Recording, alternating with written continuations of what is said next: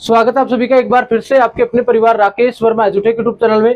तो जैसा कि आप सबको पता है, बीटीएससी अनुदेशक भर्ती की जो एग्जाम होने वाली है आगामी दिनों में, उसके लिए हमने एक सीरीज करी है 51 वीडियो की। उसके बाद आपके लिए हम निम्मी का पूरा सारांश दे रहे हैं, यानी निम्मी की पूरी सीरीज कर रहे हैं आपके लिए बच्चा, ठीक है ना। यानी इस सीरीज में आपको सिर्फ और सिर्फ किसके क्वेश्चन देखने को मिल रहे हैं, निम्मी को देखने को मिल रहे हैं। And I am very really sorry कि कल क्लास नहीं हो पाई थी और उसका कुछ टेक्निकल रीजन हो गया था, ठीक है। और इसी से भी ज्यादा इंपॉर्टेंट ये है बच्चा कि आपका जो ट्रेड है इलेक्ट्रॉनिक्स मैकेनिक, और उसकी अगर आप प्रिपरेशन कर रहे हो बीटीएससी के लिए, तो रिसेंट मैंने एक वीडियो अपलोड की है जिसमें मैंने अभी रिसेंट जो पेपर हुआ था सेक इसरो का, उसमें क्या क्या क्वेश्चन पूछे गए हैं, सारा का सारा पेपर न्यूमेरिकल बेस है बच्चा। तो अगर आपने वो क्लास नहीं करी है तो जरूर से जाके कर लीजिएगा, सीधे सीधे क्वेश्चन वहां से भी उठाने को उठेंगे और आपको देखने को मिलेंगे बच्चा, ठीक है। सारा पेपर है ना, सारा पेपर आपका इसरो का है और सेक का है जो 2026 में हुआ है, ठीक है ना। बच्चे बोल रहे थे बहुत हार्ड पेपर आया था इस बार और डायग्राम वाले क्वेश्चंस बहुत सारे थे। मैं ये कह रहा हूं उसमें 85% जो क्वेश्चंस थे बच्चा, ठीक है ना, 85% क्वेश्चन थे, वो सारा का सारा डेटा क्या है बच्चा, न्यूमेरिकल वाला है। नहीं देखा है तो जरूर से जाके देख लीजिए। चलिए बच्चा शुरू करते हैं आज की क्लास को, और आज का सेशन बेहतरीन बना देंगे आपके लिए।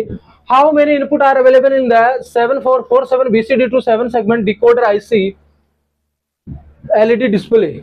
एलईडी डिस्प्ले को चलाने के लिए उपयोग किए जाने वाले 7447 BCD से 7 सेगमेंट डिकोडर में कितने इनपुट उपलब्ध होते हैं बच्चा? कितने होते हैं? 4 इनपुट होते हैं, ठीक है ना। कितने इनपुट होते हैं बच्चा? 4 इनपुट होते हैं, ए बी सी और डी, ठीक है। ए बी और सी और डी, ठीक है। अगर देखो 7447 यूज कर रहा है वो आईसी, एक क्वेश्चन ये भी ध्यान रखना, तो ये आपका किसके लिए हो जाएगा यूज? कॉमन कैथोड के लिए, ठीक है ना, कॉमन कैथोड के लिए। अगर वहीं पे वो 7448 कर रहा है तो ये आईसी किसके लिए यूज हो जाएगा बच्चा? कॉमन एनोड के लिए, ठीक है। यानी एक ही क्वेश्चन के साथ साथ आपको दो दो तीन तीन क्वेश्चन ऐसे ही करवा रहे हैं कि आपका कॉन्सेप्ट है वो बूस्ट हो जाए और जो भी आपके जीवन में है वो सारे दुख आपके खत्म हो जाए, ठीक है। इसके बियॉन्ड आपको इंपॉर्टेंट जानकारी बता देता हूं, आपका कंप्लीट सिलेबस हमने करवाया है बच्चा, ठीक है ना, 51 वीडियो के माध्यम से। अगर नहीं देखा है तो उनको भी जाके देख लीजिएगा एग्जाम से पहले, ठीक है। चलो,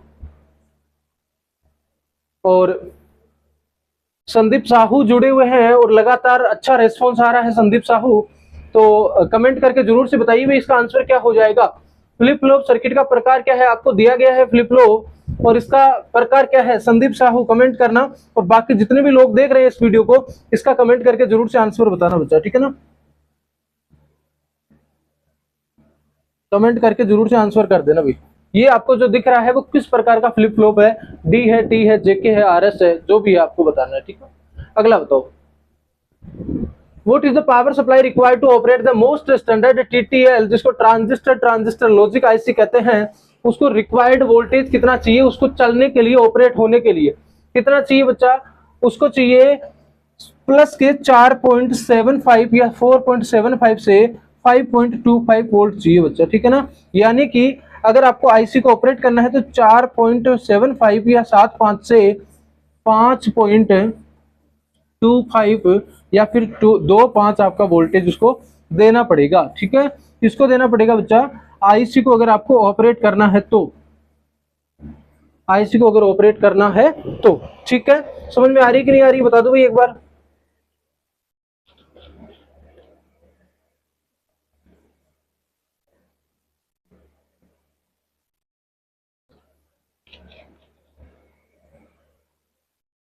चलिए अगला बताइए। अगला क्वेश्चन है टीटीएल चिप का प्रोपोगेशन डिले कितना होता है? प्रोपोगेशन डिले टाइम बता रहा है भाई, डिले कितने का हो जाएगा? डिले याद रखना, टीटीएल चिप का अगर डिले पूछ रहा है तो वो कितना होता है बच्चा? 10 नैनो सेकंड का होता है, ठीक है ना, 10 नैनो सेकंड का होता है। इट मींस राइट आंसर क्या हो जाएगा बच्चा? सी हो जाएगा, याद रखना, ठीक है ना, याद रखना बच्चा, ठीक है, याद रखना क्वेश्चन। अगला बताओ,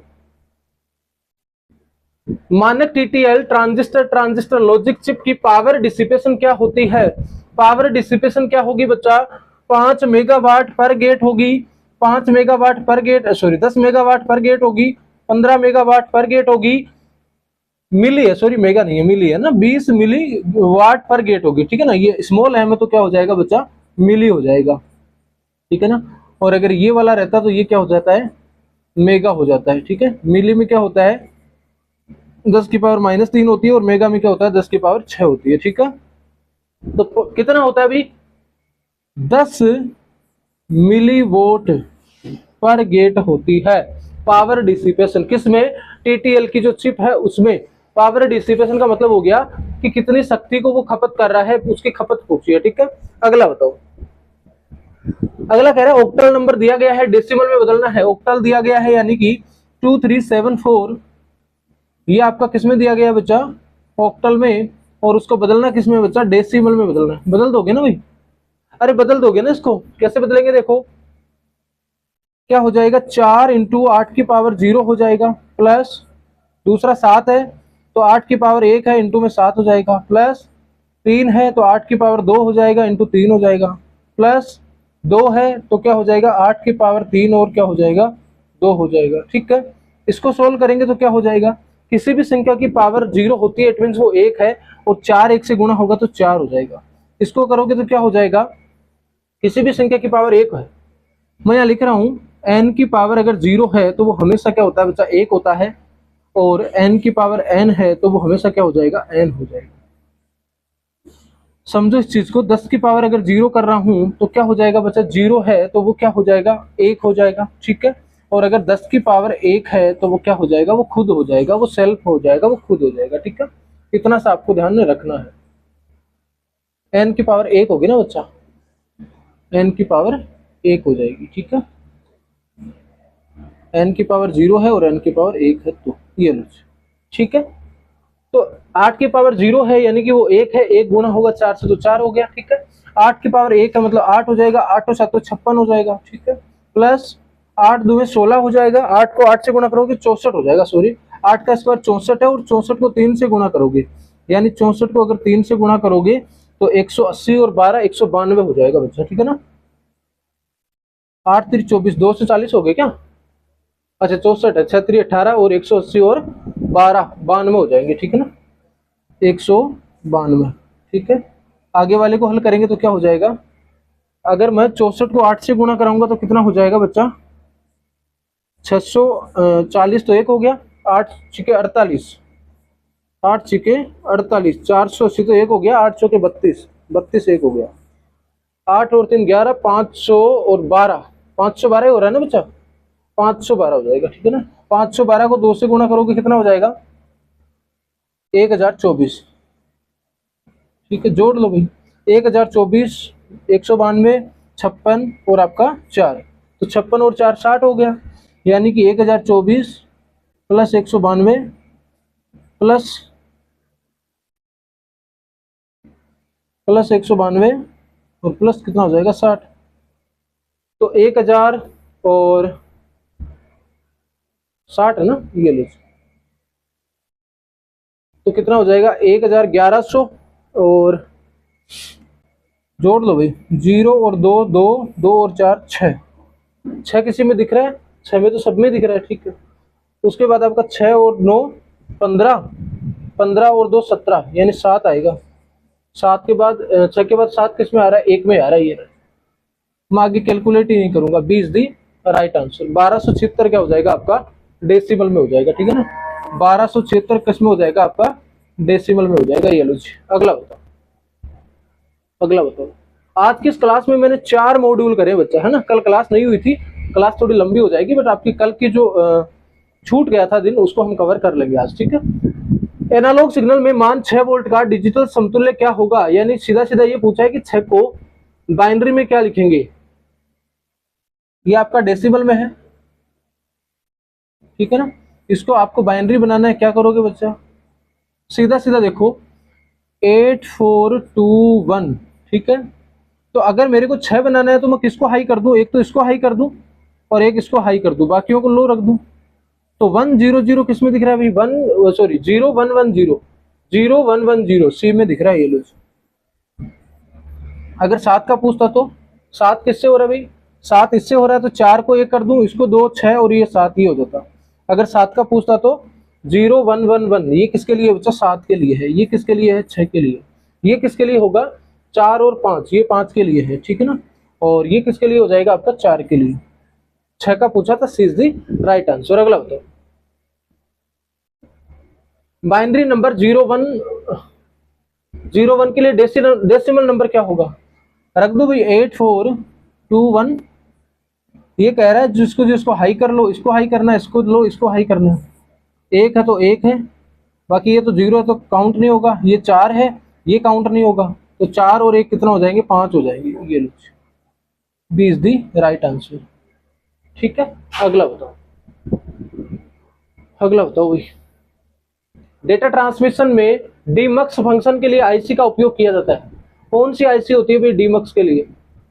7483 होती है, 7486 होती है, कौन सी होती है बताओ भाई? डीमक्स के लिए कौन सी यूज होती है आईसी, बता दो भाई।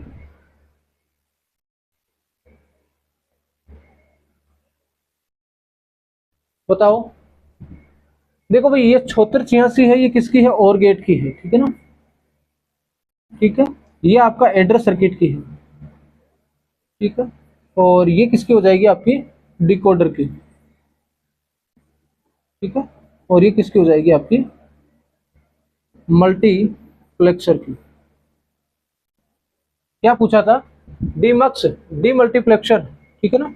ये क्या हो जाएगा बच्चा? डीमल्टीप्लेक्सर। तो डीमक्स फंक्शन के लिए आईसी का उपयोग किया जाता है, कौन सा किया जाता है बच्चा? 74LS 151। ये लो, कौन से ऑप्शन में है? डी में, ठीक है। समझ में आ गया? नोट कर लो भाई, ठीक है ना।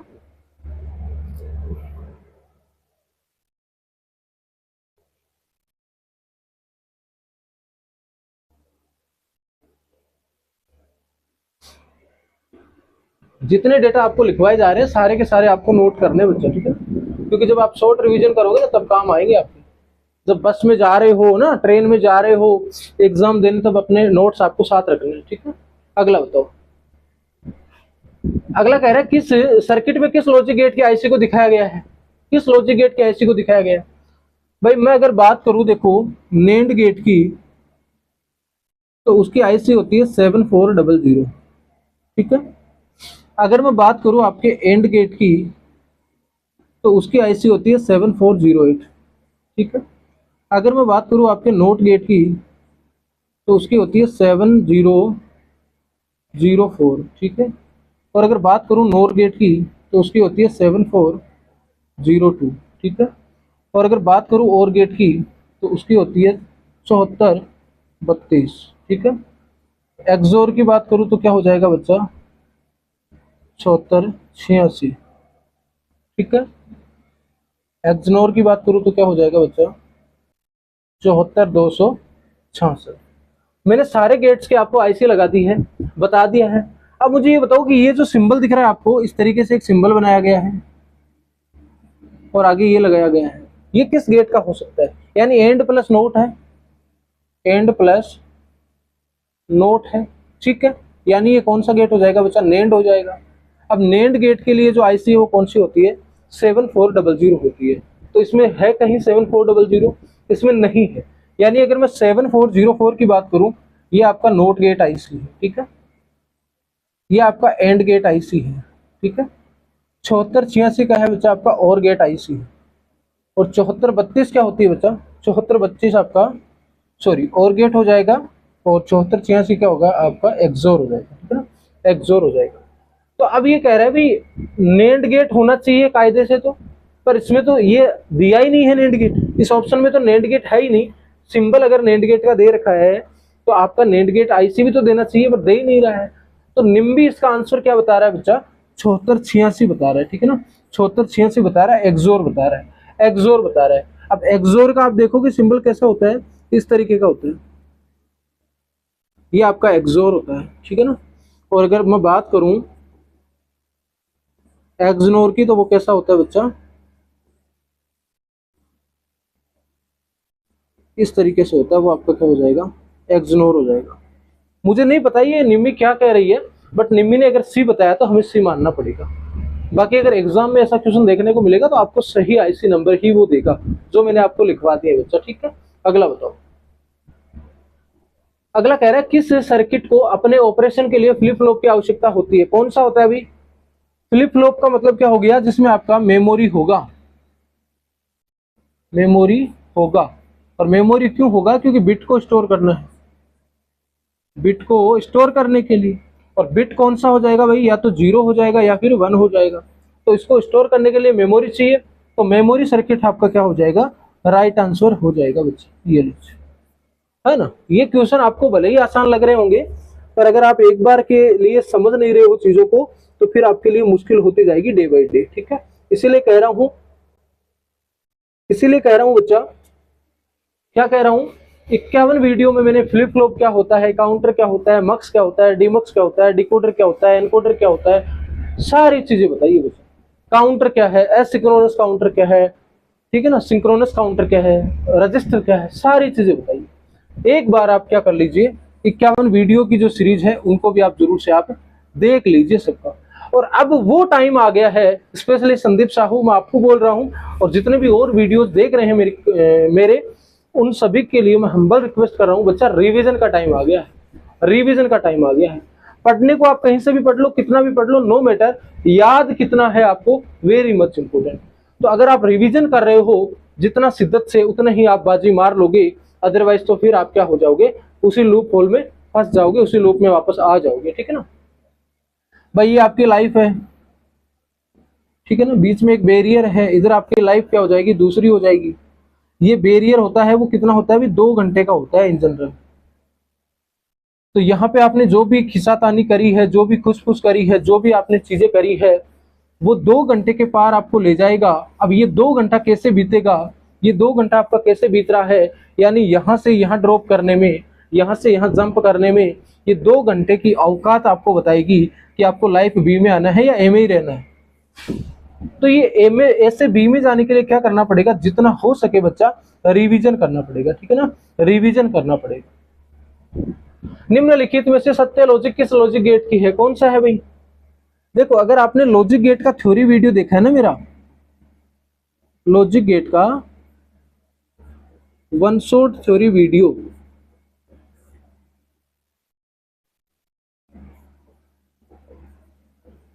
तो आपको देखते ही पता चल जाएगा कि कौन सा गेट है। कौन सा गेट है बच्चा?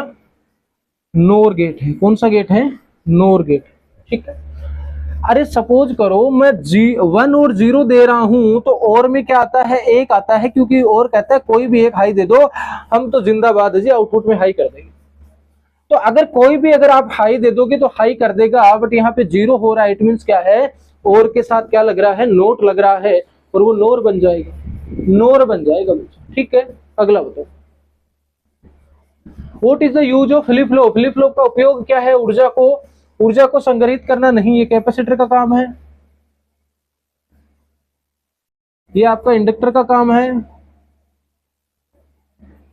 ये आपका बैटरी का काम है, ठीक है। यह वोल्टेज को स्टोर करता है? नहीं, ये बैटरी का काम है। यह करंट को स्टोर करता है? नहीं, ये करंट को स्टोर नहीं करता है, ये भी बैटरी का ही है। ये बाइनरी जानकारी को संग्रहित करता है, ठीक है। ये क्या करता है बच्चा? बिट को स्टोर करता है। और बिट माने क्या? बिट माने क्या? 0 या फिर 1, और ये 0 और 1 ही क्या है बच्चा? बाइनरी नंबर, या फिर क्या कह सकते हैं, बाइनरी इंफॉर्मेशन, ठीक है। अगला बताओ, दूसरा मॉड्यूल स्टार्ट हो गया, एक मॉड्यूल हमने कंप्लीट कर लिया बच्चा, ठीक है। दूसरा मॉड्यूल है जिसका नाम है इलेक्ट्रॉनिक सर्किट सिमुलेटर। क्या होता है इलेक्ट्रॉनिक सर्किट सिमुलेटर? क्या होता है, इसका भी मैंने वन शॉट वीडियो करा है आपके 51 वीडियो की सीरीज में, ठीक है ना। जिसमें यानी सीधा सीधा ये है कि आप अगर अपनी पीसी है या फिर आपका सिस्टम है, उसकी स्क्रीन पे क्या करते हो बच्चा? सर्किट बनाते हो। और वो सर्किट बनेगा किसमें? सर्किट सिमुलेटर सॉफ्टवेयर में, सिमुलेटर सॉफ्टवेयर में। मैं अपने मोबाइल में अगर जो सिमुलेटर सॉफ्टवेयर यूज करता हूं, किसी भी सर्किट को रन करके देखता हूं, तो मैं करता हूं बच्चा एवरी सर्किट को, ठीक है ना, एवरी सर्किट को करता हूं, ठीक है।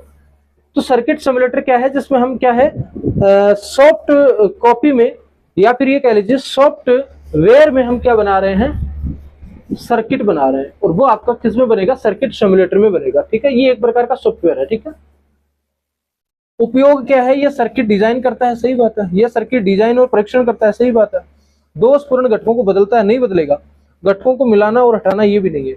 ये आपका पीसीबी में हो सकता है, तो राइट आंसर क्या हो जाएगा, डिजाइन एंड टेस्ट सर्किट, यानी डिजाइन भी कर सकते हैं और टेस्ट भी कर सकते हैं। सर ए क्यों नहीं किया आपने, ए सिर्फ ये बता रहा है कि सिर्फ डिजाइन कर रहा है, बट मैं टेस्टिंग भी कर सकता हूँ। ठीक है ना, सिमुलेटर सॉफ्टवेयर है, उसमें मैं रन करके या फिर उसको एनालिसिस करके क्या कर सकता हूँ, टेस्ट भी कर सकता हूँ। अगला बताओ, अगला कह रहा है सिमुलेटर सॉफ्टवेयर का उपयोग करके सर्किट में सक्रिय और निष्क्रिय घटकों को कैसे जोड़ा जाता है।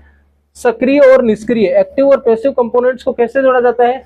घटक के समूह पर क्लिक करना, या फिर आपका घटकों की सूची पर क्लिक करना, या फिर आपका समान सर्किट से क्लिक करना, या क्लिकिंग फ्रॉम सिमिलर सर्किट नहीं होगा, समान सर्किट से कॉपी और पेस्ट करना नहीं होगा। यानी आप clicking on the list of component, list पे कंपोनेंट की लिस्ट है, उस पे क्लिक करोगे तो आपका एक्टिव और पैसिव कंपोनेंट की अलग अलग खुल जाएगी। ठीक है ना, ये लिस्ट है, इसमें ये है भाई आपका कौन सा है, एक्टिव कंपोनेंट है,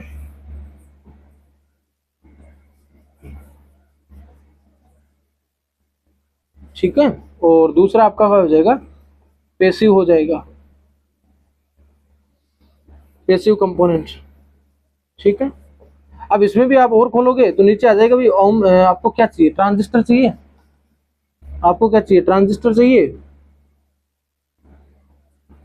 ये आपको डायोड चाहिए, ये आपको ओपेम चाहिए, जो भी आएगा नीचे इसमें भी ऐसे ही खुल जाएगा। ठीक है, तो मैं लिस्ट पे करूंगा, घटकों की सूची पर क्लिक करूंगा, ना कि घटकों के समूह पर। ठीक है ना, सूची पे क्लिक करूंगा, ग्रुप पे नहीं करूंगा, लिस्ट पे करूंगा। ठीक है, अगला बताओ, अगला कह रहा है टीना सॉफ्टवेयर के योजनाबद्ध, टीना क्या है बच्चा, टीना सॉफ्टवेयर आपका सिमुलेटर सॉफ्टवेयर है। संपादक में सर्किट डिजाइन करने के लिए किस स्थान का उपयोग किया जाता है, सर्किट वर्क स्पेस का, ऑब्वियस सी बात है, सही बात है। फाइल ऑपरेशन स्पेस का नहीं होगा, कंपोनेंट टाइप स्पेस का नहीं होगा, कंपोनेंट ग्रुप स्पेस का नहीं होगा, क्या होगा, सर्किट वर्क स्पेस का उपयोग हम करते हैं, उसमें हम सर्किट बनाते हैं। तब सर्किट वर्क स्पेस का मतलब यही है जहां पे हमें सर्किट बनाना है, सर्किट बनाना है। अगला बताओ, अगला बताओ भाई, इलेक्ट्रॉनिक सिमुलेशन सॉफ्टवेयर में कौन सा है, इनमें से कौन सा है। देखो एमएस ऑफिस, तो एमएस ऑफिस में तो क्या होते हैं, सारी चीजें होती है, पावर पॉइंट है, एमएस एक्सेल है, वो सारी चीजें होती है। फोटोशॉप आपका एडिटिंग टूल है, ऑटोकैड भी नहीं होता, क्या हो जाएगा बच्चा, मेक स्पाइस क्या है बच्चा, आपका एक प्रकार का सिमुलेशन सॉफ्टवेयर है। कौन सा, इलेक्ट्रॉनिक, जैसे आपका टीना है उसी प्रकार आपका मैक सिमुलेशन है, मैं यूज करता हूं, वो आपका कौन सा हो जाएगा, एवरी सर्किट हो जाएगा। इस तरीके से अलग अलग प्रकार के क्या है, सिमुलेशन सॉफ्टवेयर आते हैं बच्चा। ठीक है, अगला बताओ, सिमुलेशन सॉफ्टवेयर का उपयोग करके डिजाइन किए गए एम्पलीफायर के प्रदर्शन का परीक्षण कैसे करना है। मान लो आपने सिमुलेशन सॉफ्टवेयर है उसका यूज किया और उसमें आपने एम्पलीफायर बनाया है, अब उस एम्पलीफायर को निरीक्षण कर रहे हो, उसके जांच कर रहे हो, तो कैसे करोगे बच्चा, मल्टीमीटर का उपयोग करके करोगे, नहीं, माप उपकरणों का उपयोग करके नहीं होगा, परीक्षण और माप उपकरणों का उपयोग करके नहीं होगा, मैं मेजरिंग इंस्ट्रूमेंट का उपयोग नहीं कर सकता ना बच्चा, वर्चुअल इंस्ट्रूमेंट परीक्षण का उपयोग करूंगा मैं। ठीक है ना, वर्चुअल इंस्ट्रूमेंट परीक्षण का उपयोग मैं करूंगा, बाकी मैं measuring equipment using test and measuring equipment ये भी नहीं करूंगा, यूजिंग मल्टीमीटर ये भी नहीं मैं कर सकता। ठीक है, अगला बताओ, अगला कह रहा है which software is used to simulate electronic circuit, इनमें से कौन सा है। देखो ऑटोकैड तो नहीं होगा, अभी बताया था, ठीक है ना, एमएस ऑफिस भी नहीं होगा, फोटोशॉप भी नहीं होगा, क्या हो जाएगा, मल्टीसिम, मैंने बताया था। देखो टीना हो गया है, ठीक है ना, मेक स्पाइस हो गया है, ठीक है ना, और एक आपका कौन सा हो गया, मल्टीसिम हो गया, अलग अलग प्रकार के आते हैं बच्चा, मल्टीसिम हो गया, ठीक है ना, मैं यूज करता हूं, क्या हो जाएगा, एवरी सर्किट हो जाएगा। How the circuit schematic draw using the simulator software is tested, simulator software का उपयोग करके सर्किट योजनाबद्ध कैसे परीक्षण किया जाता है, मल्टीमीटर का उपयोग करके नहीं होगा, विश्लेषण मेन्यू का उपयोग करके हाँ मैं एनालिसिस कर सकता हूं तो उसका यूज कर सकता हूं, वर्चुअल ऑसिलोस्कोप का यूज नहीं करूंगा, एक्सटर्नल ऑसिलोस्कोप का भी यूज मैं नहीं करूंगा। ठीक है ना, राइट आंसर क्या हो जाएगा, यूजिंग एनालाइजिंग मेन्यू, और एनालाइजिंग में मैं क्या करूंगा बच्चा, एनालाइज करूंगा। ठीक है ना, एनालिसिस मैं करूंगा। किसका? आपके सर्किट का। कौन सा सर्किट? जो आपके सिमुलेटर सॉफ्टवेयर में बनाया गया है। What is the type of counter? और हम मॉड्यूल 9 में आ गए हैं बच्चा। मॉड्यूल 2 कंप्लीट हो चुके हैं, तीसरा मॉड्यूल आ गया है। तीसरा मॉड्यूल कौन सा है आज की क्लास का? काउंटर एंड शिफ्ट रजिस्टर के बारे में। ठीक है, ये अगर आपको क्वेश्चन देखने को मिलेंगे इसमें, इस मॉड्यूल के, ये आपका जो टॉपिक रहेगा वो काउंटर और शिफ्ट रजिस्टर रहेगा। तो सिर्फ और सिर्फ निम्मी के क्वेश्चन है। इसके बियॉन्ड, अगर निम्मी के बियॉन्ड अगर आपको क्वेश्चंस देखने हैं तो 51 वीडियो की सीरीज में आप इनरोल हो जाइए, वहां जाके आप देख लीजिए। ठीक है, ये कह रहा है what is the type of counter circuit? ये जो आपको काउंटर सर्किट दिख रहा है ये कौन सा है? डिकेड काउंटर है, रिपल काउंटर है, रिंग काउंटर है, या फिर अप डाउन काउंटर है? कौन सा काउंटर है भाई? देखो इसमें क्या दिख रहा है आपको, कैसे पहचान करोगे भाई इसका? बी आउटपुट है, ए आउटपुट है, सी आउटपुट है, 14 पे इनपुट दिया गया है, VCC 5 है, फिर आपका 2, 3, 6, 7 ऐसे करके आपके क्या है बच्चा?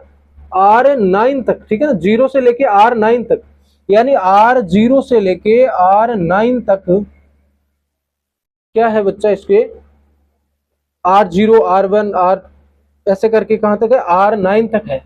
तो इससे मैं इसकी पहचान कर रहा हूं, यानी 0 से लेके आपका कहां तक जा रहा है बच्चा? 9 तक जा रहा है, यानी रजिस्टर 0 से लेके रजिस्टर 9 तक जा रहा है। इट मींस क्या हो जाएगा इसमें? कितने हैं बच्चा? मोड कितने हो जाएंगे? मोड 10 काउंटर है ये। कौन सा है बच्चा? मोड 10 काउंटर है। रजिस्टर कितने यूज हो रहे हैं? 10 यूज हो रहे हैं 0 से लेके 9 तक। तो कौन सा हो जाएगा? Mode 10 counter. और मोड 10 काउंटर को ही क्या कहते हैं बच्चा? डिकेड काउंटर कहते हैं। ठीक है ना, डिकेड काउंटर कहते हैं। ये लो जी, इज दी राइट आंसर। इस तरीके से आप पहचान कर सकते हो। रिपल का ये नहीं होता है, ठीक है ना, रिंग का ये नहीं होता है, अप डाउन का ये नहीं होता है। अगला बताओ। अगला कह रहा है एक दशक के काउंटर में फ्लिप फ्लॉप की अधिकतम संख्या, संभव संख्या क्या होती है? What is the maximum possible number of flip flop in a decade counter? क्या होता है formula maximum number of flip flop की संख्या ज्ञात करने का? क्या होता है अभी? 1 की पावर n होता है क्या? बताओ, 1 की पावर n होता है क्या? नहीं होता। 2 की पावर n होता है, सही बात है। 2 की पावर n+1 होता है, नहीं होता। 3n तो ऑब्वियस सी बात है नहीं होगा। तो राइट आंसर कौन सा हो जाएगा बच्चा? बी हो जाएगा। 2 की पावर n से हम डिसाइड करते हैं maximum number of flip flop. ठीक है ना, किसमें? काउंटर में। कौन सा है बच्चा? मोड 10। अगला बताओ। What is the purpose of using IC 74LS190? किसके लिए यूज की जाती है भाई? एट्यूनेटर के लिए, कंपैरेटर के लिए, अप डाउन काउंटर के लिए, या मॉड्यूलेटर के लिए? 74LS190 IC है, वो किसके लिए यूज की जाती है? अप डाउन काउंटर के लिए यूज की जाती है। ठीक है ना, अप डाउन काउंटर के लिए यूज की जाती है। ठीक है, ध्यान रखिए बच्चा। ठीक है,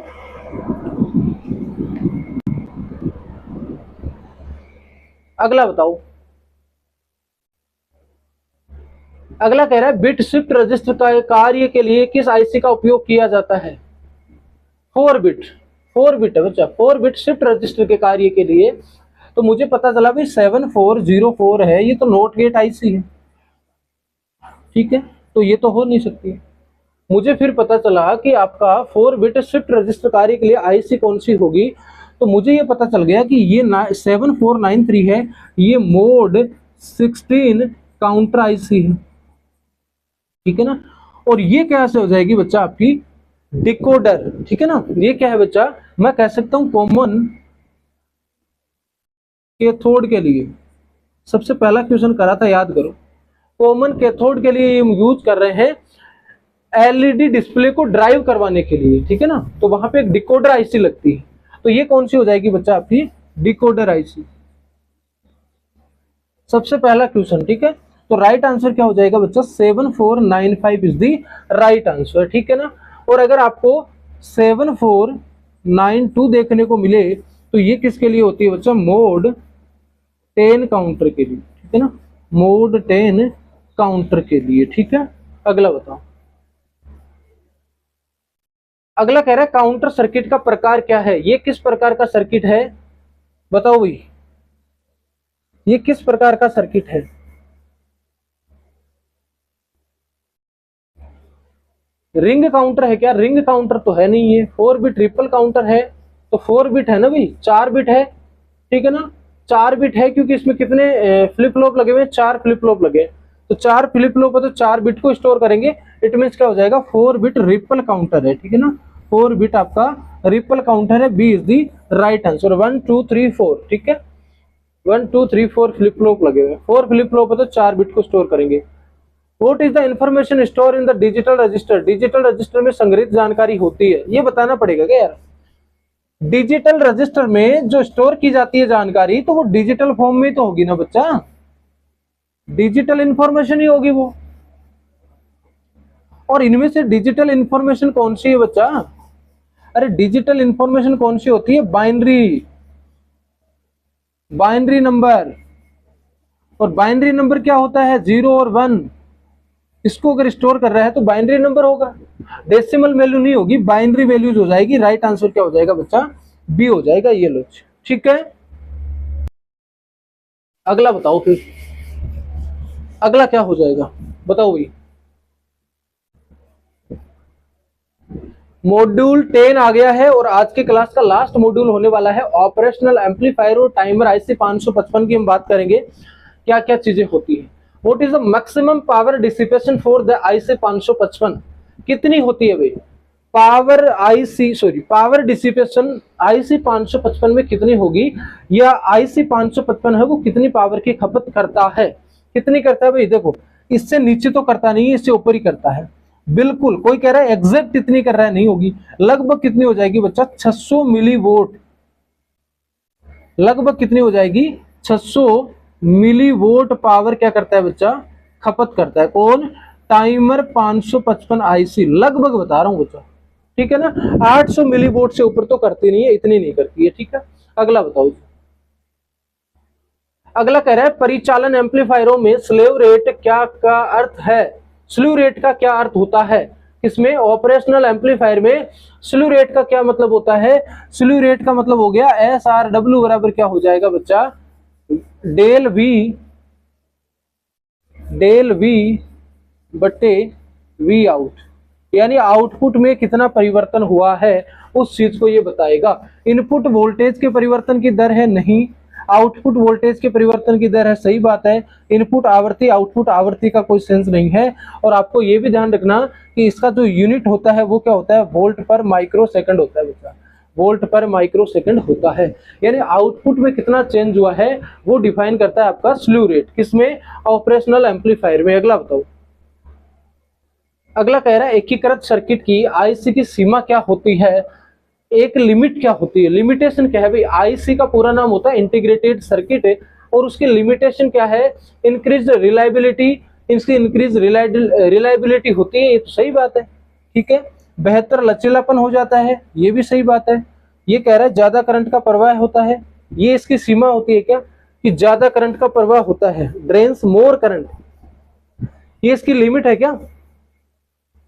बड़े मूल्यों के कैपेसिटर और प्रतिरोधों को बनाया नहीं जा सकता। यानी कि मेरा राइट आंसर क्या हो जाएगा? लार्ज वैल्यू कैपेसिटर और register can not be fabricated. भाई आईसी क्या होती है? आपके ट्रांजिस्टर से मिलकर बनती है। तो इस आईसी के अंदर हम बड़ी वैल्यू के कैपेसिटर और रजिस्टर को इंटीग्रेटेड नहीं कर सकते, एक लिमिट में ही उसको हम कर सकते हैं। मान लो बहुत ज्यादा बड़ी वैल्यू का कैपेसिटर हो या रजिस्टर हो, उसको हम आईसी में नहीं लगा सकते, ठीक है। तो ये इसके लिमिटेशन है, ये इसका नुकसान है, किसका? आईसी का, ठीक है ना। अगला कह रहा है डिफरेंशियल एम्पलीफायर में किस मोड का उपयोग होता है? कॉमन बेस का होता है, कॉमन एमिटर का होता है, कॉमन कलेक्टर का होता है, या कॉमन मोड ऑपरेशन का होता है? भाई आपका कॉमन बेस है, ये आपका ट्रांजिस्टर में है, ठीक है ना, ये आपका ट्रांजिस्टर में है। कॉमन एमिटर है, ये भी क्या है बच्चा? आपका ट्रांजिस्टर में है, ठीक है। और कॉमन कलेक्टर है, ये भी क्या है? आपका ट्रांजिस्टर में है। तो एम्पलीफायर में कौन हो जाएगा बच्चा? Common mode operation operational amplifier में होता है। राइट आंसर इज डी, ठीक है। अगला बताओ।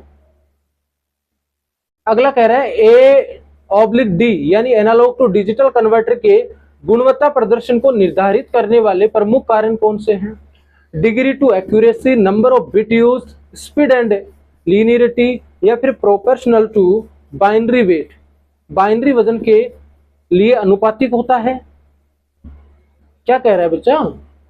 एनालॉग टू डिजिटल कन्वर्टर की गुणवत्ता को दिखाने के लिए कौन सी चीज जरूरी है, उसकी स्पीड है और उसकी लीनियरिटी है, ठीक है ना। उसकी स्पीड और उसकी लीनियरिटी है, वो बताएगी कि आपका एनालॉग टू डिजिटल कन्वर्टर है वो कितना गुणवत्ता आपको दे रहा है, कितनी गुणवान है, कितनी वो गुणवत्ता दे रहा है, उसकी स्पीड और उसकी लीनियरिटी पर वो पता लगेगा, ठीक है।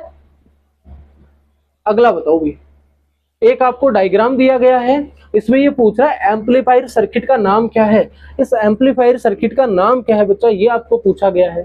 तो इस एम्पलीफायर सर्किट का क्या नाम है, देखो यहाँ पे क्या है, वी इन दिया गया है और यहाँ पे क्या है, वी आउटपुट लिया गया है, आर एफ में क्या है, रेजिस्टेंस फीडबैक लगाया गया है, और आपके इन्वर्टिंग पे इनपुट भी है और नॉन इन्वर्टिंग पे क्या है, इसको ग्राउंड कर रखा है, ठीक है।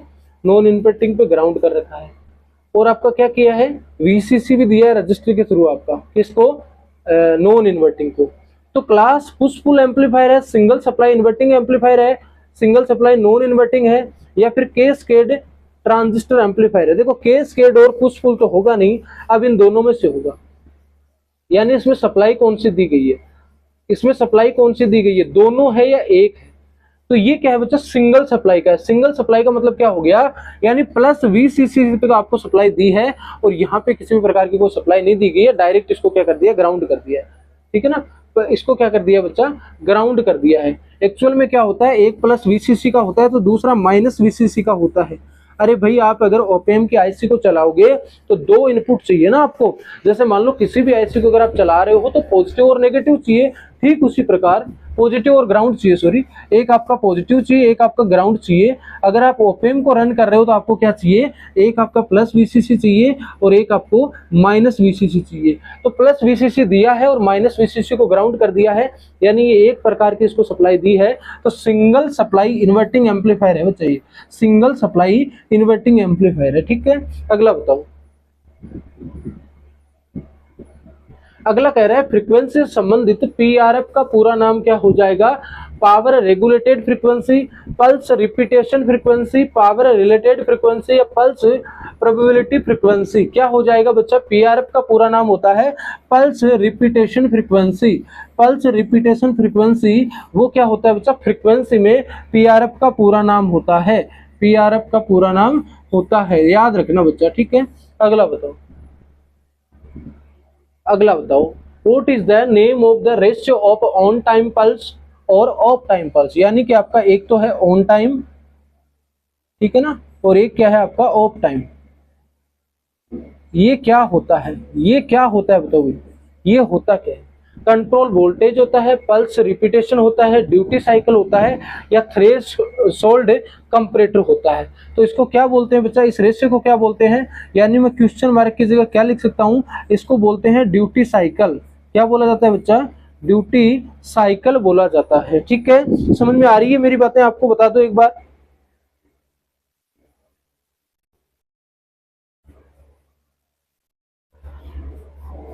अगला बताओ, अगला कह रहा है आईएससी 555 के पिन नंबर 4 का कार्य क्या है। मैंने सबका बता दिया है, मैंने डायग्राम के माध्यम से बता दिया। जब आपको मैं टाइमर आईसी 555 और ऑपरेशनल एम्पलीफायर को करवाया था तो ओपेम की आईसी 741 और टाइमर आईसी 555 दोनों की पिने क्या होती है, दोनों की 8-8 पिने होती है, उन सबका काम बताया था। तो आईसी 555 में जो पिन नंबर 4 पूछी है, देखो सेट क्या होती है बच्चा, सेट तो होती नहीं है, ठीक है ना, रीसेट होती है आपकी पिन नंबर 4, ठीक है ना। डिस्चार्ज क्या हो जाएगी, थ्रेशोल्ड क्या हो जाएगी, तो पिन नंबर 4 का पूछा था, रीसेट हो जाएगी। अगर मैं एक बार फिर से बताऊं, ठीक है ना, तो इसमें आपको क्या करना है बच्चा, 1 2 3 और 4, 4 इधर बनानी है और 4 ही इधर बनानी है, ठीक है। और ये क्या हो जाएगा आपका 555 हो जाएगा, 1 number 2 number 3 number 4 number 5 number 6 number 7 number और 8 नंबर। देखो ये होती है ग्राउंड होती है, ठीक है ना, ये होती है आपकी ट्रिगर, एक बार और लिख लेना, ठीक है। और ये क्या होती है आउटपुट, और ये क्या होती है आपकी रीसेट, ठीक है ना। अब देखो यहाँ होती है प्लस वीसीसी, ठीक है ना, ये होती है आपकी डिस्चार्ज, ठीक है। अब एक आपके पास आता है तो ये होती है आपकी वोल्टेज कंट्रोल, ठीक है, और ये होती है आपकी थ्रेशोल्ड, ठीक है ना, ये वोल्टेज कंट्रोल और ये होती है आपकी थ्रेशोल्ड।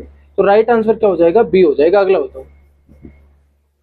अगला कह रहा है टाइमर आईसी का आउटपुट पिन नंबर कौन सा होता है, बताओ कि आउटपुट नंबर कौन सा हो जाएगा, 3 हो जाएगा। ये लो, टाइमर आईसी पिन नंबर 2 का कार्य क्या है, ट्रिगर है। ये लो, 2 का कार्य ट्रिगर है। ग्राउंड 1 होती है, रीसेट 4 होती है, वीसीसी 8 होती है। अगला कह रहा है what is the method use in the operational amplifier, इस एम्पलीफायर में कौन सा मेथड यूज किया गया है, यानी वी आउटपुट 1 है और वी आउटपुट 2 है, यानी 2 आउटपुट लिए गए हैं। तो इसमें कौन सा मेथड लग रहा है, सिंगल एंडेड इनपुट के साथ सिंगल एंडेड आउटपुट नहीं है, डबल आउटपुट है बच्चा। ये कह रहा है सिंगल एंडेड इनपुट के साथ 2 सिंगल एंडेड आउटपुट है, सही बात है। ये कह रहा है कि डबल एंडेड इनपुट के साथ 2 इनपुट तो है ही नहीं, ठीक है ना। ये कह रहा है डबल एंडेड इनपुट के साथ सिंगल एंडेड आउटपुट नहीं होगा। तो राइट आंसर क्या हो जाएगा बच्चा, सिंगल इनपुट है और उसके बेस पे क्या है बच्चा, 2 आउटपुट लिए गए हैं। राइट आंसर क्या हो जाएगा, बी हो जाएगा। ये लो, अगला बताओ।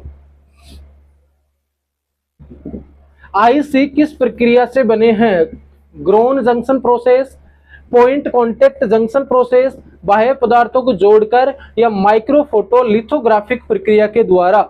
तो आईसी बनाने की जो प्रक्रिया है वो क्या होती है, माइक्रोफोटोलिथोग्राफिक प्रोसेस होती है बच्चा, ठीक है ना। माइक्रोफोटोलिथोग्राफिक प्रोसेस होती है आईसी को बनाने के, या फिर आईसी को बनाने के लिए, ठीक है ना। अगला बताओ। अगला कह रहा है what is the name of IC, इस आईसी का नाम क्या है बच्चा, इस आईसी का नाम क्या है। 3 नंबर से आउटपुट लिया है, ठीक है ना, 3 नंबर से आउटपुट लिया है, 5 के साथ एक कैपेसिटर जोड़ रखा है, 5 और 6 के साथ, 6 के साथ क्या बच्चा, कैपेसिटर जोड़ रखा है, और 7 और 2 को कॉमन कर रखा है, ठीक है। तो ये कौन सा है भाई, क्या है ये, मैं कह रहा हूं इस आईसी का नाम क्या है बच्चा, 555, ठीक है ना। और ये कौन सा सर्किट बनाया है इसने, एस्टेबल मल्टी वाइब्रेटर बनाया बच्चा, ठीक है ना। ये सर्किट कौन सा है, stable multi vibrator, stable multi vibrator circuit बनाया है, किसका यूज करके, टाइमर 555 आईसी का यूज करके। तो ना तो ये 324 है, ना ये 723 है, ये क्या हो जाएगा बच्चा, आईसी 555 है। ये कौन सा सर्किट है, एस्टेबल मल्टी वाइब्रेटर का सर्किट है। अगला बताओ। What is the use of seismic trigger circuit, seismic trigger circuit का उपयोग क्या होता है, वोल्टेज रेगुलेटर की तरह नहीं करते हैं, एसी से डीसी की तरह नहीं करते हैं, सिग्नल प्रोसेसर इलेक्ट्रॉनिक थर्मोस्टेट की तरह भी नहीं करते हैं। एक बच गया, अगर आप इससे भी जाओगे और इसी सिमिटर ट्रिगर से, या फिर सिस्मिट या सिमिट ट्रिगर ही हमें क्या देता है, आउटपुट में स्क्वायर वेव देता है बच्चा, ठीक है ना, स्क्वायर वेव देता है। ये चीज भी आपको ध्यान रखनी है, ठीक है ना, स्क्वायर वेव देता है, ठीक है ना। ठीक उसी प्रकार आपका एस्टेबल मल्टी वाइब्रेटर है, वो भी आपको आउटपुट में क्या देगा, स्क्वायर पल्सेज या फिर स्क्वायर वेव देगा। टाइमर आईसी 555 में एस्टेबल मल्टी वाइब्रेटर का क्या कार्य है, ट्रांसड्यूसर के रूप में काम करेगा, नहीं करेगा। ट्रांसड्यूसर क्या होता है ऑलरेडी बता दिया आपको, ऑसिलेटर के रूप में कार्य करता है, सही बात है। वोल्टेज डिवाइडर के रूप में तो रजिस्टर काम करता है, ठीक है ना, रजिस्टर का काम है, ये लो जी, ठीक है। और आपका कंपैरेटर के रूप में भी नहीं करेगा, तो कंपैरेटर के रूप में कौन कर रहा है, ओपएम कर रहा है। तो राइट आंसर क्या हो जाएगा, सर्विंग एज एन ऑसिलेटर, और एक ऑसिलेटर के रूप में कार्य करता है। क्यों ऐसा मैं क्यों कह रहा हूं बच्चा, क्योंकि ऑसिलेटर क्या काम करता है, ऑसिलेटर का क्या काम होता है बताओ, ऑसिलेटर का क्या काम होता है, ऑसिलेटर का काम होता है फ्रीक्वेंसी को जनरेट करना, फ्रीक्वेंसी को जनरेट करना, उत्पन्न करना, ठीक है ना, जनरेट करना। और फ्रीक्वेंसी को जनरेट कर रहा है मतलब स्क्वायर वेव भी तो दे रहा है हमें, स्क्वायर वेव भी तो दे रहा है स्टेबल। तो अगर स्क्वायर वेव दे रहा है इसमें, तो आपको फ्रीक्वेंसी दे रहा है, फ्रीक्वेंसी दे रहा है, तो एज ए ऑसिलेटर वो वर्क कर रहा है। अगला बताओ। Which circuit use the F to V converter section, F से वी कन्वर्टर सेक्शन का उपयोग किस सर्किट में किया जाता है, seismic trigger, digital frequency meter circuit, Wien bridge oscillator, up down counter. ये देखो दोनों तो होंगे नहीं, ठीक है ना। अब मुझे ये बताओ, डिजिटल आवर्ती मीटर सर्किट होगा, डिजिटल आवर्ती मीटर सर्किट होगा, या फिर आपका सिस्मिक ट्रिगर सर्किट होगा। देखो कौन सा हो जाएगा बच्चा, डिजिटल आवर्ती मीटर सर्किट हो जाएगा, ठीक है ना। किसका उपयोग कर रहे हैं, एफ से वी कन्वर्टर सेक्शन, तो डिजिटल फ्रीक्वेंसी मीटर सर्किट, यानी वो आपकी क्या है, डिजिटल में उसको कन्वर्ट कर रहा है, ठीक है। तो राइट आंसर क्या हो जाएगा, बी हो जाएगा, इसमें ट्रिगर नहीं होगा। एफ से वी कन्वर्टर में सेक्शन में स्विच ट्रिगर का उपयोग हम नहीं करते हैं। तो राइट आंसर कौन सा हो जाएगा आपका, बी हो जाएगा। अगला बताओ, how many operational amplifier are fabricated inside the LM324 package. ये जो आईसी होती है ना LM324, इसमें 4 एम्पलीफायर होते हैं बच्चा, ठीक है ना, 4 ऑपरेशनल एम्पलीफायर होते हैं इसमें, किसमें, IC LM324 में, ठीक है। और इसके बारे में जानना है आप डेटा शीट गूगल कर लीजिएगा, आपको मिल जाएगा LM324 लगाते ही, ठीक है। अगला बताओ, LM741 आईसी में कितने ऑपरेशनल एम्पलीफायर का निर्माण किया जाता है। IC 741 में तो सिंगल एक एम्पलीफायर होता है, सॉरी सिंगल एक ऑपरेशनल एम्पलीफायर होता है, ठीक है ना। IC 741 इसी को बोलते हैं ऑपरेशनल एम्पलीफायर IC, ठीक है ना। इसमें कितना होता है, सिंगल, एक ही ऑपरेशनल एम्पलीफायर होता है बच्चा। राइट आंसर क्या हो जाएगा, 1 ऑपरेशनल एम्पलीफायर, ठीक है। 4 के लिए कौन सी हो जाएगी अभी बताई थी, ठीक है ना। अगला बताओ, अगला कह रहा है एडीसी सर्किट में उत्पादित आउटपुट क्या होता है, analog to digital converter. ADC का मतलब ही तो यही है ना बच्चा, एडीसी का मतलब ही है एनालॉग टू डिजिटल सर्किट। तो आउटपुट में क्या आ रहा है, डिजिटल आ रहा है, यानी एनालॉग को क्या बदल रहा है, एनालॉग को कहां बदलेगा वो, डिजिटल में। तो उसके इनपुट में क्या था, एनालॉग था, और आउटपुट में क्या आ गया है, डिजिटल आ गया है। तो क्या हो सकता है अभी, analog output triangular wave, binary output sine wave, कौन सा हो जाएगा, बाइनरी आउटपुट हो जाएगा, ठीक है ना, बाइनरी आउटपुट हो जाएगा क्योंकि ये डिजिटल है, ठीक है। अगला बताओ, फिर 6-7 क्वेश्चन और करेंगे, फिर क्लास का एंड कर देंगे और आपके लिए बेहतरीन सेशन है। इसी क्लास के साथ आपका फर्स्ट ईयर कंप्लीट हो जाएगा, फिर हम सेकंड ईयर को स्टार्ट करेंगे बच्चा, ठीक है ना। फर्स्ट ईयर का कंप्लीट, निमी का PYQs है, MCQs है, वो आपके कंप्लीट हो जाएंगे आज की इस क्लास के साथ, ठीक है। फिर हम शुरू करेंगे बच्चा कौन सी, सेकंड ईयर को, ठीक है ना। तो कल की छुट्टी रहेगी और परसों से हम क्या करेंगे बच्चा, सेकंड ईयर को स्टार्ट करेंगे, ठीक है। इतनी सी आपसे रिक्वेस्ट है, ठीक है। सक्सेसिव अप्रोक्सीमेशन SAR क्या है, SAR क्या है, method of IC fabrication, method of digital to analog conversion, method of AD to digital conversion, method of SMD। क्या होता है अभी, SAR क्या होता है, कमेंट कर दो फटाक से, ठीक है ना, कमेंट करके बता दो बच्चा SAR क्या होता है। स्पेशली संदीप साहू कमेंट कर दो बच्चा, ठीक है ना, कमेंट कर दो ना, बहुत ही आप फुली डेडिकेटेड हो अपनी तैयारी को लेके। Which of the fastest analog to digital conversion technique कौन सी है, सबसे तेज कौन सी है इसमें से, लो स्पीड वाली सबसे तेज होती है क्या, नहीं होती। एब्सोल्यूट कन्वर्जन एक्यूरेसी नहीं है, मीडियम टू हाई स्पीड है या फिर हाई टू मीडियम है, मीडियम से हाई जा रहे हैं तब वो सबसे तेज कन्वर्जन कहला रही है। राइट आंसर इज दिस सी। अगला बताओ, What is the characteristics of instrumentation amplifier. Instrumentation amplifier की विशेषता क्या होती है, लो इनपुट इंपीडेंस होता है, नहीं होता है, हाई इनपुट इंपीडेंस होता है, सही बात है, इनपुट इंपीडेंस तो हाई होगा ना भाई, इंस्ट्रूमेंटेशन आपका एम्पलीफायर है उसमें, और आउटपुट आपका लो होना चाहिए, ये आउटपुट इंपीडेंस अनंत बता रहा नहीं होगा, ये हाई बता रहा नहीं होगा, ठीक है ना। लो इनपुट इंपीडेंस हो नहीं सकता, हाई रहेगा, इनपुट इंपीडेंस हाई होगा, आउटपुट लो होगा ना, तो ये दोनों गलत बता रहे हैं। ये कह रहा है कि अनंत आउटपुट, अनंत हो नहीं सकता। अगर आपको आइडियल कंडीशन भी लेनी है तो 0 होना चाहिए, ठीक है ना, या फिर आपका लो होना चाहिए, आइडियल नहीं है तो। राइट आंसर क्या हो गया, बी हो गया, ये लो। अगला बताओ, अगला बताओ बच्चा, how the pass band gain of circuit is expressed. Circuit का पास बैंड गेन लाभ किसमें व्यक्त किया जाता है, यानी कि आपको गेन का यूनिट पूछा है तो वो किसमें व्यक्त किया जाता है, गेन को किसमें दिखाते हैं हम, गेन को किसमें दिखाते हैं बच्चा, डेसिबल में दिखाते हैं, क्योंकि वोल्ट्स में हम वोल्टेज को दिखाते हैं, ठीक है ना, हर्ट्ज में हम फ्रीक्वेंसी को दिखाते हैं जिसको आवृत्ति आप कहते हो, ठीक है ना, और करंट को दिखाते हैं आप एम्पियर में। तो डेसिबल में किसको दिखाएंगे बच्चा, गेन को व्यक्त करेंगे, गेन को व्यक्त करेंगे डेसिबल में। अगला बताओ, इंस्ट्रूमेंटेशन एम्पलीफायर की महत्वपूर्ण विशेषता क्या होती है, क्या होगी भाई, आउटपुट वोल्टेज बढ़ाता है, कम लाभ सटीकता गेन, उच्च लाभ सटीकता गेन, यानी उसकी हाई गेन एक्यूरेसी होती है। गेन उसका क्या होता है, हाई होता है, गेन हाई होता है, किसका, इंस्ट्रूमेंटेशन ऑपरेशनल एम्पलीफायर का। अगला बताओ, अगला कह रहा है which of these major factor determines the quality performance of analog to digital converter. Analog digital converter की गुणवत्ता के प्रदर्शन को निर्धारित करने वाला प्रमुख कारक कौन सा है, कन्वर्जन साइकिल है, मेजरिंग पैरामीटर है, रेजोल्यूशन है, या depends on the data latch है? क्या होता है बच्चा? रेजोल्यूशन होता है, ठीक है ना। अब रेजोल्यूशन होगा क्या, मुझे ये बताओ। अरे रेजोल्यूशन होता क्या है? एक्यूरेसी होती है, सेंसिटिविटी होती है, सेलेक्टिविटी होती है, ठीक उसी प्रकार आपका रेजोल्यूशन होता है। तो रेजोल्यूशन का मतलब क्या हो जाएगा, मुझे इतना सा आप कमेंट करके बता दो। मैंने पिछली बहुत सारी क्लासेस में आपको बताया है सबके बारे में, चाहे सेलेक्टिविटी हो, चाहे सेंसिटिविटी हो, चाहे आपका रिलायबिलिटी हो, चाहे आपका एक्यूरेसी हो, चाहे आपकी कैलिब्रेशन हो, सबके बारे में बताया। मुझे रेजोल्यूशन को क्या कहते हैं ये सबका कमेंट चाहिए बच्चा। जितने भी लोग आप कमेंट मेरी वीडियो देख रहे हैं सबका कमेंट चाहिए मुझे, रेजोल्यूशन होता क्या है।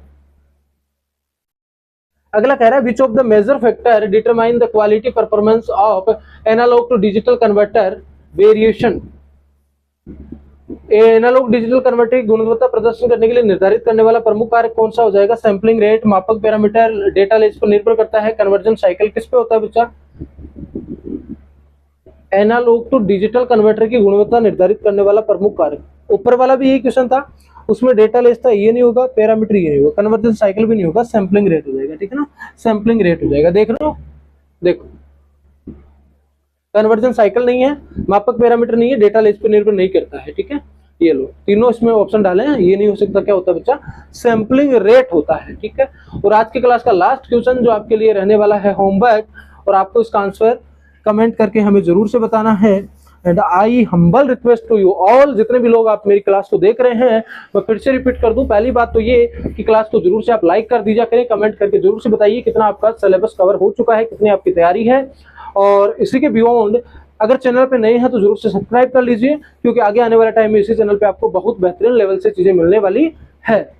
और इन सबके बियॉन्ड महत्वपूर्ण इंपॉर्टेंट जानकारी ये है कि अगर आपने सेक इसरो का पेपर नहीं देखा है, क्लास नहीं देखी है, तो जरूर से जाके देख लीजिए। वहां पे बहुत सारे ऐसे न्यूमेरिकल्स हैं जो आपके लिए, मैं दावा कर रहा हूं कि बहुत सारे क्वेश्चंस आपके लिए नए होने वाले हैं, बहुत ही आपको सीखने को मिलेगा, कॉन्सेप्चुअल क्लास होगी आपकी। तो पूरे वीडियो को आप जरूर से देखिए और वहां जाके कमेंट करके जरूर से बताइए कि कितने क्वेश्चंस ऐसे थे जो आपको सीधे सीधे आ रहे थे। ये चीज आपको जरूर से बतानी है, स्पेशली जो लोग मेरी क्लास को देख रहे हैं उन सब के लिए। बाकी एक बार फिर से थैंक यू एवरीवन। तैयारी करते रहिए, रिवीजन करते रहिए, क्योंकि ये मैटर करेगा ही नहीं लास्ट में कि आपने कहां से कितना पढ़ा है। मैटर तो ये करेगा कि आपको याद कितना है, आपकी औकात है वो याद करने पे डिपेंड है बच्चा, और किसी चीज पे नहीं है, ठीक है ना। बाकी मेरे शब्द थोड़े तीखे रहते हैं पर एट द एंड आपकी भलाई के लिए रहते हैं। तो अगर किसी बात का बुरा लगा तो आप कमेंट करके बता सकते हैं, मैं ऐसी चीजों का यूज नहीं करूंगा। बट मैं आपसे बहुत लगाव रखता हूं और बहुत मैं आपको चीजें देना चाह रहा हूँ, कंटेंट देना चाह रहा हूँ, जो मेरे पास चीजें हैं वो मैं आपके साथ शेयर करना चाह रहा हूँ। तो पीडीएफ अगर इसके चाहिए तो टेलीग्राम ग्रुप को ज्वाइन कर लीजिए, राकेश वर्मा एजुटेक नाम से हमारा टेलीग्राम ग्रुप है। इसी प्रकार व्हाट्सएप चैनल है, वहां पे भी आप जुड़ जाइए। थ्योरी का, एमसीक्यूज का, पीवाईक्यूज का सारा रॉ मटेरियल आपको वहीं पे मिल जाता है। एक बार फिर से थैंक यू एवरीवन।